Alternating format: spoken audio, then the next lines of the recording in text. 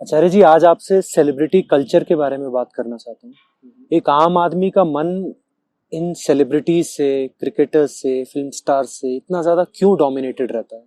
उन्हीं के बारे में सोचते हैं, उन्हीं के जैसा हो जाना चाहते हैं, उनकी जैसी बॉडी चाहते हैं। लालच है और डर है। देखो, हर इंसान अपनी जिंदगी से नाखुश है। कोई भी नहीं है जिसके मन में संतुष्टि हो। लेकिन लगता सबको यही है कि कोई तो और होगा जो शायद संतुष्ट होगा, जिसको जिंदगी में सब कुछ मिल गया है जो होना चाहिए। तो फिर हम इन लोगों की ओर देखते हैं जिन्हें आप सेलिब्रिटीज बोलते हो, और उनको देखते हैं, उनसे डरते भी हैं, उनके जैसा बन भी जाना चाहते हैं। यही आम आदमी की कहानी है। ये जांच पड़ताल कोई नहीं करता है कि जिसकी ओर तुम देख रहे हो उसकी अपनी जिंदगी कैसी है, उसके मन का अपना आंतरिक माहौल कैसा है, उसको क्या वाकई वो सब कुछ मिला है जिसकी तुमको चाहत है। चकाचौंध की बात है, बस और कुछ नहीं। इसी चकाचौंध में फंसकर आम आदमी अपनी पूरी जिंदगी गुजार देता है, खराब कर लेता है, मर जाता है। मैंने ये भी देखा है कि ये जो सेलिब्रिटीज हैं, ये एडवर्टीजमेंट्स भी बहुत करते हैं और ऐसा है उसमें। बड़े ब्रांड्स इनको इस्तेमाल करते हैं एक ट्रस्ट इस्टेब्लिश करने के लिए कि आप एक बड़े स्टैब्लिश्ड क्रिकेटर हैं, आपने हमेशा रिस्पॉन्सिबली मैचेस जिताए हैं, तो आप ये इन्वर्टर ले लीजिए, ये भी रिस्पॉन्सिबली आपको हमेशा संभालेगा, कभी फूकेगा नहीं। क्रिकेटर सिखा रहा है आपको कि इन्वर्टर कौन सा खरीदना चाहिए। वो तो फिल्म एक्टर आपको बता रहा है कि आपको लाइफ इंश्योरेंस कौन सा खरीदना चाहिए।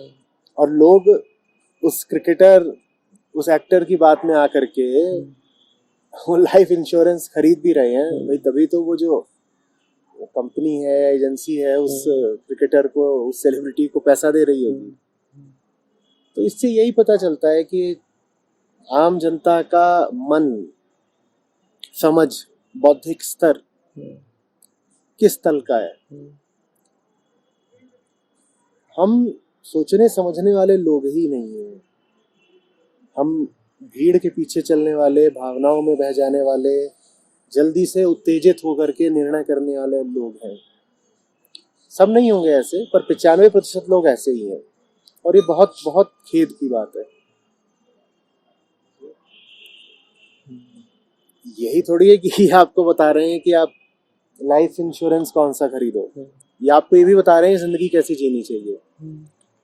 तुम अखबारों को उठा लो या न्यूज़ वेबसाइट्स को उठा लो, तो वहाँ पर धड़ल्ले से और बहुत सारे तुमको ऐसे लेख मिलेंगे, 5 लाइफ लेसन्स फ्रॉम, ओ कौन है वो, कोई एक्ट्रेस है यूं ही, जिसको अभी एक्टिंग करना भी नहीं आया है। वो प्रसिद्ध क्यों है ज्यादा? जो खुली बात है ये कि वो प्रसिद्ध है अपनी देह की वजह से, अपनी सेक्सीनेस की वजह से। और वो आपको बता रही है कि लाइफ लेसन, जिंदगी कैसे जीनी चाहिए।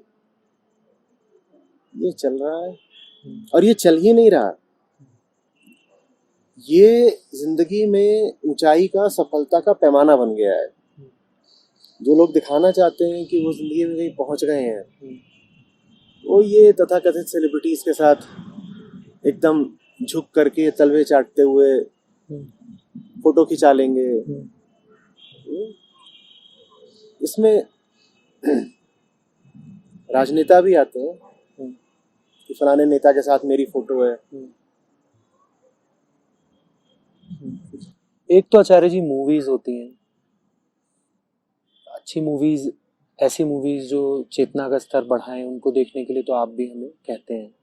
तो एक चीज तो मूवीज हो गई, और एक होता है उसी एक्टर की जो बाहरी जिंदगी है, बिहाइंड द सीन्स, उसके पीछे जो लोग इतना पागल होते हैं कि वो कब जिम जा रहा है, कब गाड़ी से उतरा, उसको चेज करना, वो जहां जिस रोड से निकल रहा है। ये हाँ, क्योंकि ये फटिश क्या है?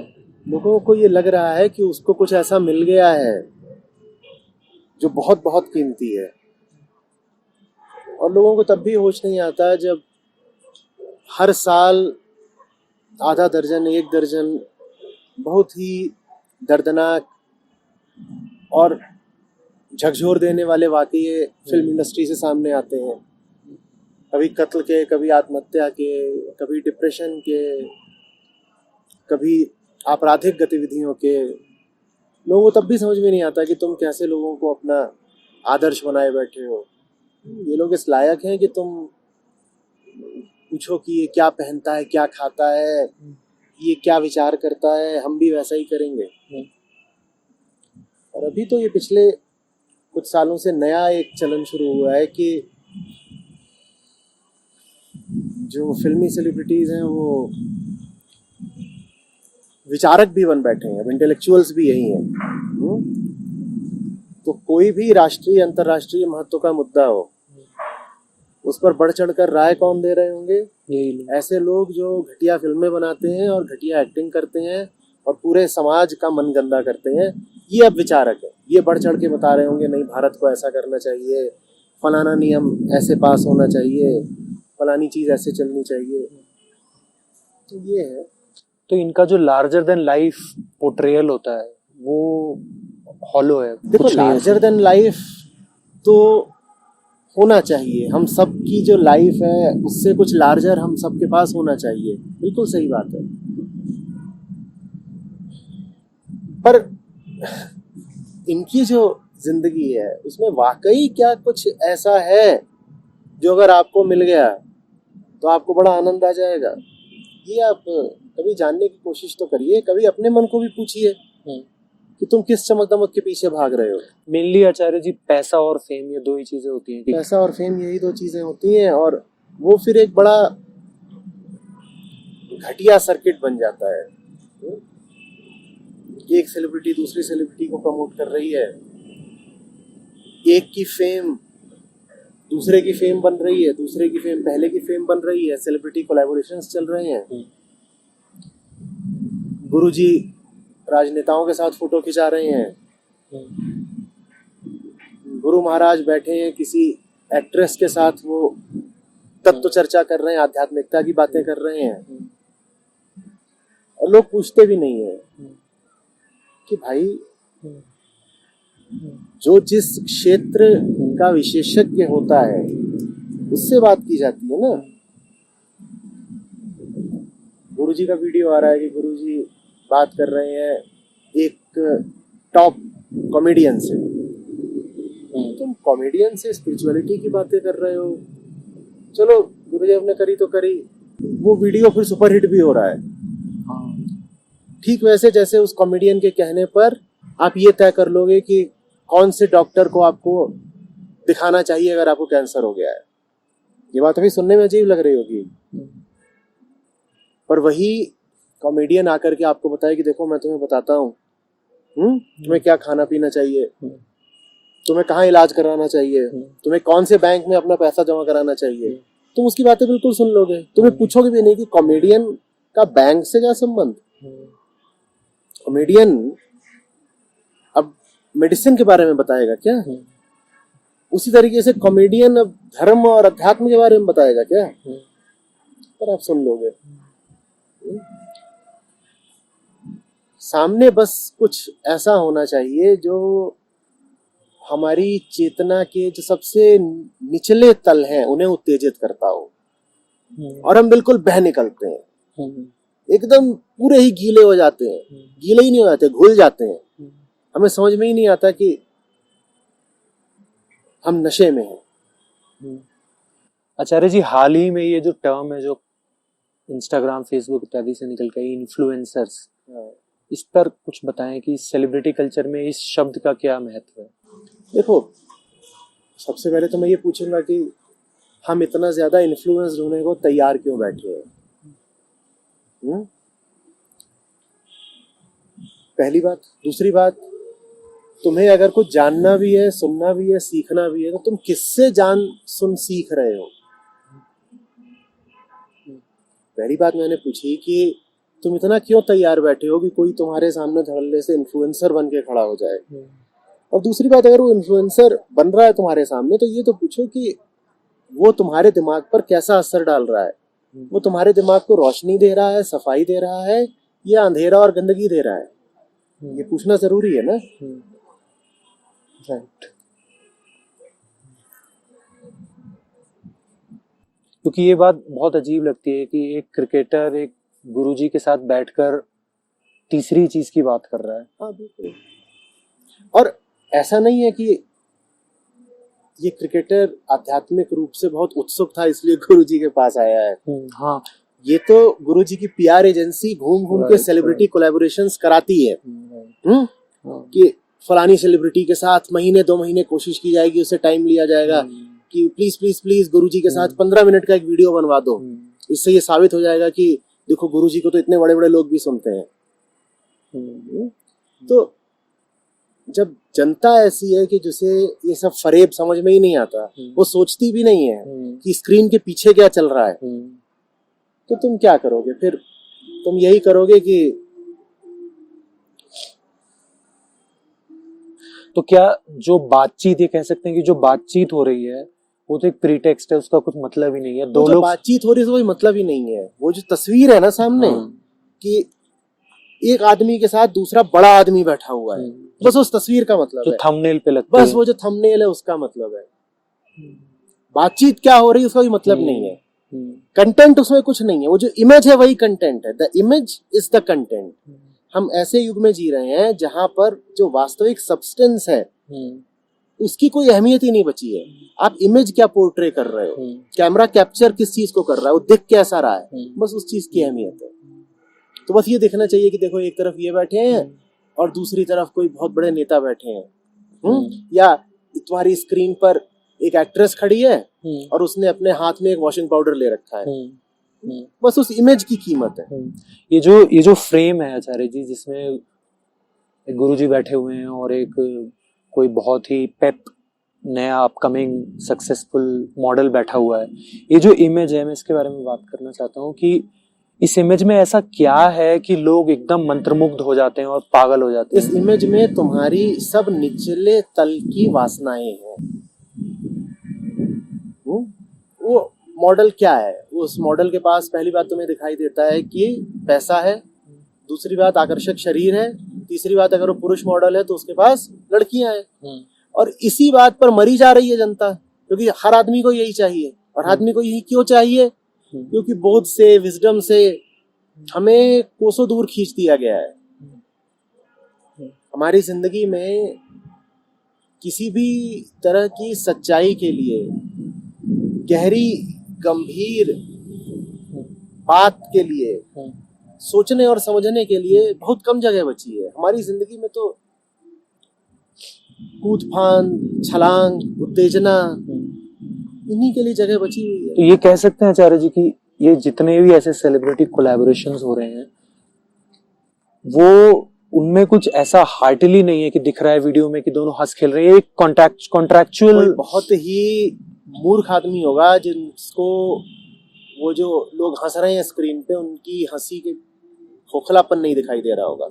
क्योंकि उनकी जो कॉन्वर्सेशंस होती हैं उसमें एक दूसरे के लाइफ के बड़ा अच्छा माहौल बन जाता है, प्यारी प्यारी बातें करते हैं। स्क्रिप्टेड होता है। अगर आप में जरा भी अकल होगी तो आप देख लेंगे कि वो सब पहले से तय है कि ये बोलेंगे और ये ऐसा बोलेंगे। ये भी तो सोचा करो ना कि तुम्हारे सामने जो चीज आ रही है उसमें कैमरा कहाँ है और कितने लोग मौजूद हैं और कौन कौन सी चीज पहले से ही तय है कि ऐसे होगा और ऐसे होगा। तो ये सब प्री डिसाइडेड, कॉन्ट्रैक्चुअली अरेंज्ड होता है। पैसे का लेन देन हो चुका होता है। मनी भी इन्वॉल्व। तुम्हें नहीं लगता मनी इन्वॉल्व होगी? और अगर मनी नहीं इन्वॉल्व है तो किसी और तरीके से फेवर्स दिए जा रहे हैं। You scratch my back, I scratch your back. तुम नेता हो, मैं धर्मगुरु हूँ, तुम मेरा समर्थन करो, मैं तुम्हारे वोट बढ़वाऊंगा। तुम फिल्म एक्टर हो, मैं गुरुदेव हूँ, दोनों साथ मिलते हैं, मेरे फॉलोअर्स तुम्हारी तरफ आएंगे, तुम्हारे फॉलोअर्स मेरी तरफ आएंगे, ले दे के दोनों का फायदा है। जनता को मूर्ख बनना है, जनता मूर्ख बनी जा रही है। ये अब एडवर्टाइजिंग का नेक्स्ट लेवल है। ये विज्ञापन बाजी का अगला तल है कि पहले तो विज्ञापन बाजी में यही होता था कि एक एक्टर आकर के तुमको बता रहा है कि आप फलाना कच्छा खरीदिए या फलाना मोजा खरीदिए और तुम बिल्कुल प्रभावित हो जाते थे। अब तुम्हें एक्टर आके ये भी बता रहा है कि आप फलाने गुरु के पास जाइए, कुछ दिनों में वो ये भी बताएंगे तुम्हें कि आप फलाना धर्म अपनाइए, फलाना धर्म बेहतर है। कि हाल ही में मैंने ये भी देखा है कि कोई बहुत बड़ी मार्केटिंग फर्म है, उसके साथ गुरुजी जुड़ गए हैं और फिर जितनी भी उसकी सब जुड़े हुए हैं, गुरुजी के फॉलोअर सब जुड़े हुए हैं। सेल्स बढ़ रही है मार्केटिंग फर्म हो, एक्टर्स हो, नेता हो, सबको अच्छे से पता है कि जनता मूर्ख है, मूर्ख ही रहना है उसे, जनता बस इमेज की परवाह करती है। तो पूरा जो अब खेल है वो विज्ञापनबाजी का और पीआर का चल रहा है।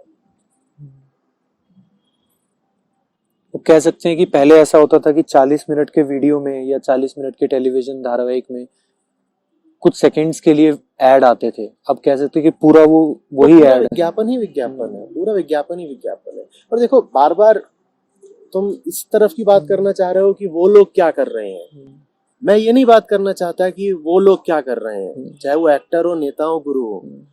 मैं ये पूछना चाहता हूँ जनता क्या कर रही है। मेरा सरोकार लोगों से है, लोग क्या कर रहे हैं, उनको असलियत दिखाई नहीं देती, उन्हें बेवकूफ बनने में बहुत मजा आ रहा है। लोगों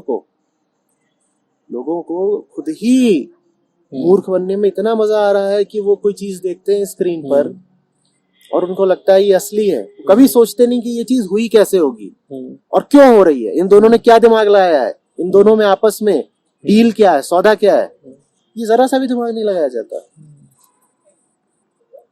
वो दिमाग इसलिए नहीं लगाया जाता ना क्योंकि बुद्धि कामनाओं के नीचे दब जाती है। बुद्धि तो तब चले ना जब इच्छाएं थोड़ी कम हो, जब आदमी के दिमाग पर डिजायर्स हावी रहती हैं तो बुद्धि चलनी बंद हो जाती है। उसके बाद वो बस एक डिजायर्स का, कामनाओं का एक पुतला बन जाता है। उस पुतले को कहीं से उठाकर कहीं रखा जा सकता है, उस पुतले को किसी भी रंग से पोता जा सकता है, उस पुतले को खड़ा किया जा सकता है, गिराया जा सकता है, हंसाया जा सकता है, रुलाया जा सकता है, ये सब कामनाओं की वजह से। और वो जो डिजायर्स हैं वो सिर्फ एक तरीके से काबू में रखी जा सकती हैं और उस तरीके को कहते हैं बोध का रास्ता, विजडम या अध्यात्म। वो जैसे रास्ता ही बिल्कुल बंद कर दिया गया है नकली प्रोपेगेंडा के द्वारा। तो इस एज में आचार्य जी अगर फॉर्म ही कंटेंट है, इमेज ही सब्सटेंस है, तो क्या किया जाए कि लोग जो भी बचा कुचा सब्सटेंस है रेरिटी में जो प्रेजेंट है अभी उसकी तरफ खिंचें? क्या वो भी एक इमेज? लड़ाई लड़नी पड़ेगी। एक तरफ वो लोग हैं जिनके पास कोई कंटेंट नहीं, सब्सटेंस नहीं, इमेज है बस एक, और वो इस इमेज पर ही अपना 80% समय लगाते हैं, ध्यान लगाते हैं, पैसा लगाते हैं। सारा खेल ही यही है कि एक इमेज बिल्कुल बचा के रखी जाए और एक बहुत चकाचौंध कर देने वाली इमेज जनता के सामने बस रखते चलो। तो वो लोग हैं। दूसरी ओर अगर तुम कह रहे हो कि कहीं पर सब्सटेंस बचा हुआ है, तो जहां बचा हुआ है उन्हें लड़ाई लड़नी पड़ेगी, उसके अलावा कोई तरीका नहीं है। हे अर्जुन, धनुष उठा, युद्ध कर, और कोई तरीका नहीं है।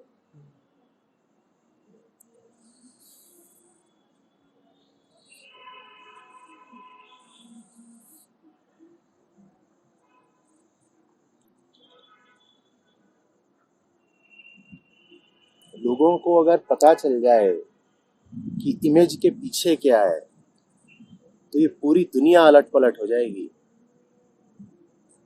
आप जिसको सिर्फ टीवी या मोबाइल के पर्दे पर देखते हो या सिनेमा की स्क्रीन पर देखते हो, वो वास्तव में इंसान कैसा है, ये बात अगर सामने आ जाए तो हम मुंह कहाँ छुपाएंगे जाकर के। हम अपने आप को माफ नहीं कर पाएंगे कि हमने ऐसे लोगों को इतने दिनों तक सर पर चढ़ा कर रखा।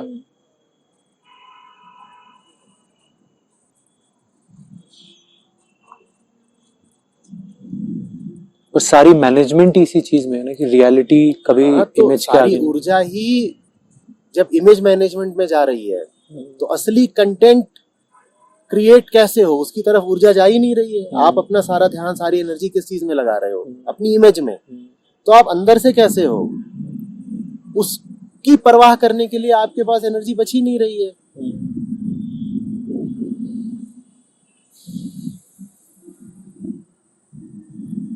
मासेस को सेंसिटाइज करने के लिए ताकि वो जैसे ही ऐसी कोई चीज देखें एकदम से अलर्ट हो जाए। हम कर तो रहे हैं, और यहाँ ये क्यों बातचीत हो रही है, ये काहे को कैमरा लगा हुआ है?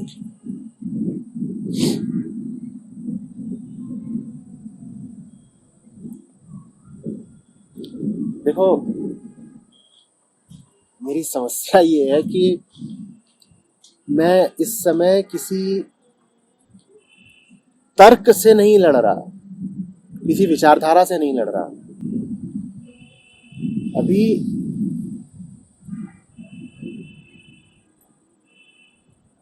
कोई बड़ी चीज नहीं है जिसके खिलाफ लड़ाई करनी पड़ रही है।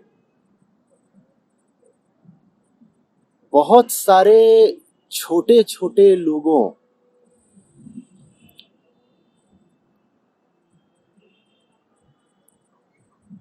का छोटा छोटा अज्ञान एक किसी छोटे आदमी को बहुत बड़ा बना दे रहा है। वो सब बहुत छोटे छोटे लोग हैं, बहुत अदने अदने लोग हैं। उनमें से ऐसा कोई भी नहीं है जो अकेले सामने खड़ा हो जाए तो उसको फूंक मार के उड़ाया नहीं जा सकता। उनमें से किसी में कोई दम नहीं है, बस वो बहुत सारे हैं, बहुत सारे, उनकी संख्या बहुत ज्यादा है। और ये बहुत सारे छोटे छोटे लोग मिल जाते हैं और ये अपने जैसे किसी छोटे आदमी को बड़ा घोषित कर देते हैं। और वो बड़ा आदमी बड़ा सिर्फ इसलिए क्योंकि बहुत सारे छोटे आदमी उसको बड़ा बोल रहे हैं, वरना वो भी वैसे ही छोटा आदमी है। तो पहले तो एक मूर्ख आदमी को आप बहुत बड़ा बना देते हो, और फिर जब मैं कोई बात बोलता हूं तो जानते हो सबसे आजकल प्रचलित तर्क क्या आ रहा है मेरे खिलाफ? नहीं, आप तो ये बोल रहे हो लेकिन फलाने ने तो ये बोला हुआ है ना। अरे भाई, ये बोलो कि मेरी बात में कमी कहां पर है। वो कमी उसे कहीं नहीं दिख रही। वो कह रहा है आपकी बात तो शायद ठीक है, पर फिर फलाने ने ऐसा क्यों बोला हुआ है। अगर मेरी बात ठीक है और फलाने ने उसके विरुद्ध कुछ बोला हुआ है, उससे हटकर कुछ बोला हुआ है, तो जो तुम्हारा फलाना है वो झूठा हुआ, सीधी सी बात ये है। पर तुम में हिम्मत ही नहीं कि कह पाओ कि वो बड़ा आदमी झूठा है। वो उसकी इमेज से कॉलोनाइज्ड है मेंटली, वो उसकी इमेज से आतंकित है। सेलिब्रिटी स्टेटस जनता को खौफ में रख देता है। एक बार आप बहुत बड़े बन गए, उसके बाद किसी की हिम्मत ही नहीं होती कि वो सोच भी पाए कि आप गलत हो या झूठे हो। एक बार आप बड़े हो गए, उसके बाद जनता ये तो छोड़ दो कि आपके खिलाफ मुंह खोल के कुछ बोलेगी, 95% लोगों को ये ख्याल आना भी बंद हो जाता है कि आप एक झूठे, खोखले और बौने आदमी हो। You lose your criticality towards them. समझ ही नहीं होता। तो अभी यही तर्क आता है कि आचार्य जी आपने जो बात बोली अभी वो ठीक है, लेकिन वो फलानी एक ठो किताब है उसमें तो ऐसा लिखा हुआ है ना। अरे यार, बात अगर ठीक है और वो किताब उस ठीक बात के खिलाफ कुछ कह रही है तो वो किताब गलत हुई ना। उस किताब को छोड़ो, होगी कोई घटिया किताब तुम उठा लाए, उसका नाम ले रहे हो। या आप जो बोल रहे हो तो ठीक है, पर वो ऐसा बोल रहे हैं, वो ऐसा बोल रहे हैं, और वो बड़े लोग हैं तो वो तो गलत नहीं हो सकते ना। ये बड़े लोग क्या होता है? ये बड़े लोग क्या होता है? 100 बेवकूफ लोग मिलकर के किसी एक बेवकूफ को होशियार घोषित कर दें तो वो होशियार हो गया। 100 बौने लोग मिलकर के अपने ही जैसे एक बौने को विशाल घोषित कर दें तो वो विशाल हो गया, बड़ा हो गया। पर जो पूरा सेलिब्रिटी कल्चर है वो इसी सिद्धांत पर चलता है। किसी तरीके से बस अपनी एक बार इमेज बना लो और उस इमेज को चमकाते रहो। लोग डरे रहेंगे तुमसे, लोग डरे रहेंगे तुमसे, और वो डर के मारे तुम्हारी कही हुई बात भी मान लेंगे, तुम्हारा सुझाया हुआ टॉनिक भी खरीद लेंगे, जूता भी खरीद लेंगे। तुम उनको बोलोगे देखो मैं ऐसा हूं और मैं बता रहा हूं तुम्हें, तुम फलानी सब्जी खाया करो, वो सब्जी भी खा लेंगे। तुम उनको बताओगे देखो ऐसे कपड़े पहना करो, वो तुम्हारे बताए हुए कपड़े ही पहनने शुरू कर देंगे। लोग ही ऐसे हैं। तभी तो मैं तुमसे कह रहा हूं ना, मैं लोगों की बात करना चाहता हूं। लोग ऐसे क्यों हैं? हम लोग ऐसे नहीं होते तो मक्कार लोगों को नहीं मौका मिलता ना हमें ठगने का। कोई मक्कार आदमी आपको ठग रहा है बड़ा बन करके, इमेज वाला सेलिब्रिटी बन करके, मैं उस मक्कार आदमी को बाद में दोष दूंगा। पहले तो मैं आपसे पूछूंगा कि आप इतने बेवकूफ क्यों हो कि कोई आपको ठग रहा है। देने वाले ने आपको सोचने की, समझने की, विवेक की शक्ति दी है ना। आप क्यों बेवकूफ बनते रहते हो दिन रात?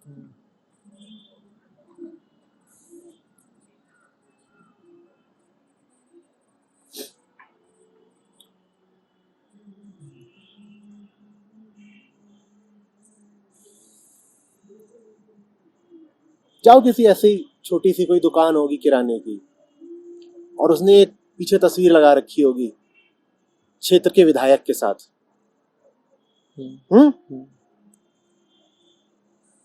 और गुरुजी ने तस्वीर लगा रखी है फलाने मुक्केबाज के साथ। इन दोनों मानसिकताओं में कोई अंतर है क्या?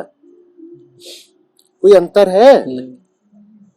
जो किराना खरीदने जा रहा है वो सोचता है ये किराने की दुकान बढ़िया है, इस बंदे कि यहाँ पर तो कभी क्षेत्र के माननीय विधायक पधारे थे। ये किराने की दुकान के स्तर की बात है, लेकिन बिल्कुल वही बातचीत चल रही है राष्ट्रीय और अंतर्राष्ट्रीय स्तर पर भी। तुम बहुत जुगाड़ लगाते हो कि किसी तरीके से फलाने देश के प्रधानमंत्री से या किसी सांसद से हमारी मुलाकात हो जाए, और मुलाकात हो रही है और हाथ खिंचाते हुए या गले मिलते हुए तुमने 5-10 कैमरे लगा दिए, मेरी फोटो खींच लेना। और अब उन फोटोज के दम पर तुम बताना चाह रहे हो देखो मैं कितना बड़ा आदमी हूँ, मुझसे तो फलानी यूनिवर्सिटी के लोग मिलते हैं, फलाने बड़े बड़े लोग मिलते हैं। ये कुछ नहीं है, दहशत है, ये खौफ है। आम आदमी डरपोक है, वो बहुत जल्दी ऐसी बातों के नीचे दब जाता है, जल्दी से हाथ जोड़ के खड़ा हो जाता है, और उसको पता भी नहीं होता कि वो हाथ इसलिए जोड़ रहा है क्योंकि वो दहशत में आ गया है। उसको लगता है वो हाथ इसलिए जोड़ रहा है क्योंकि उसमें डिवोशन आ गया है। ये ज्यादातर जो डिवोटीज हैं इन्हें नहीं पता कि इनके पास डिवोशन नहीं, दहशत है। तुम डरे हुए हो और तुम्हारी हिम्मत नहीं है कि तुम अपना दिमाग चला सको। जुबान चलाने की बात तो बाद में आती है, दिमाग भी नहीं चला पाता आदमी दहशत में। ये इतने डरे हुए हैं सेलिब्रिटीज के आगे।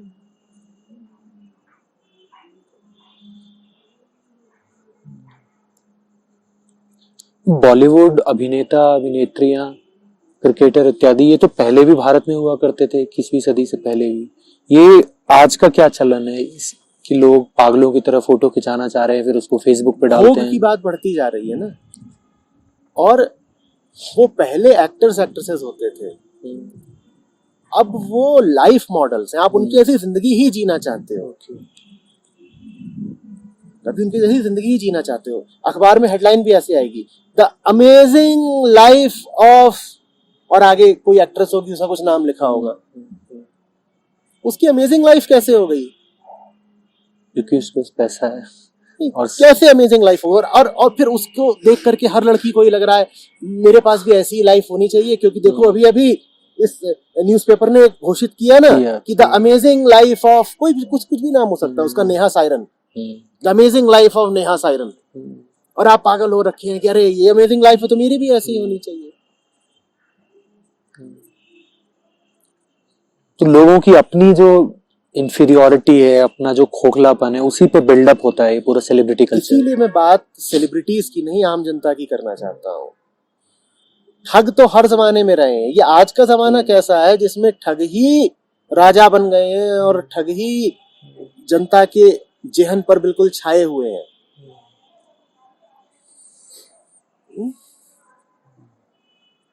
देखो, एक वो समय था जब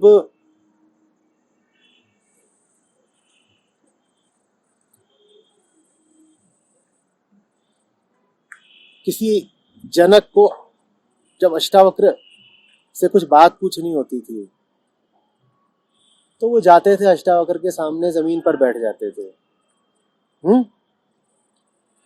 और कहते थे मैं अपना राज्य, धन, दौलत, प्रतिष्ठा सब पीछे छोड़ करके आया हूं, परेशान हूं, मुझे कुछ बताइए।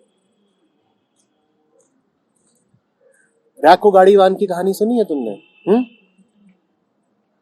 तो वो रैको गाड़ीवान है लेकिन ज्ञानी था, तो राजा उसके पास जाते हैं, वो राजा से बोलता है चलो पहले मेरी पीठ को जाओ, और राजा को ज्ञान चाहिए तो वो पीठ को जाता है। तो जो असली गुरु होता है, राजा उसके पास चल के आते हैं, गुरु नहीं हिलता। वो राजा को अपने बगल का सिंहासन नहीं देता, राजा उसके पांव में बैठता है। गुरु वो होता है जिसे कोई चाहत ही ना हो कि उसके पास राजनेता आए या कोई धनी आदमी आए या कोई प्रतिष्ठित आदमी आए। लेकिन ये बात लोगों को तब पता चलेगी ना जब वो उपनिषद पढ़ेंगे या अष्टावक्र गीता पढ़ेंगे। रैको की कहानी कहाँ है? उपनिषद में। अष्टावक्र के बारे में कब जानोगे? जब अष्टावक्र गीता की ओर जाओगे। वो जब तुम्हें बातें ही नहीं पता, तुम्हारे दिमाग में उस तरह का विचार, वो आइडिया भी नहीं आ पा रहा है, तो तुमको वो फिर कंट्रास्ट भी नहीं दिखता ना कि एक तरफ तो था रैको जो राजा से बोल रहा है पहले मेरी पीठ खुजा उसके बाद मुझसे बात कर, और दूसरी तरफ है ये आज के गुरु जो इधर उधर घूम घूम करके हाथ जोड़ करके सेलिब्रिटी कोलैबोरेशन करा रहे हैं अपनी पीआर एजेंसी के माध्यम से। तो ये चल क्या रहा है वो लेकिन तब पता चले जब पहले एक बार कुछ ऐसी ऊंची किताबें पढ़ो जो तुम्हारे दिमाग में कुछ बहुत ही ऊंचे विचार डाल सके, एकदम नए out of the box ideas डाल सके। वो किताबें, पर ये दो धारी तलवार है ना, वही गुरु फिर ये किताबें पढ़ने से भी तो रोक रहे हैं। वही गुरु फिर ये किताबें पढ़ने से भी रोकेंगे आपको। वो गुरु भी रोकेंगे, वो एक्टर्स एक्ट्रेसेस भी रोकेंगे, राइट। वो बल्कि तुमको घटिया किताबों की ओर भेजेंगे। उनसे पूछा भी जाएगा योर फेवरेट बुक। कोई एक्टर है उससे पूछ दिया गया और उस एक्टर की कुल कमाई क्या है, क्लेम टू फेम क्या है उसका, कि उसने खूब मांस खा खा करके कर रखा है, और वो फिर आपको बता रहा है कि जिंदगी में आपको किताब कौन सी पढ़नी चाहिए। तो उपनिषदों की ओर जाने से आपको गुरु भी रोक रहे हैं, दुनिया रोक रही है, सब सेलिब्रिटीज। कौन सा सेलिब्रिटी आपको जिंदगी में सच्चाई की ओर, रोशनी की ओर भेज रहा है? कोई नहीं भेज रहा।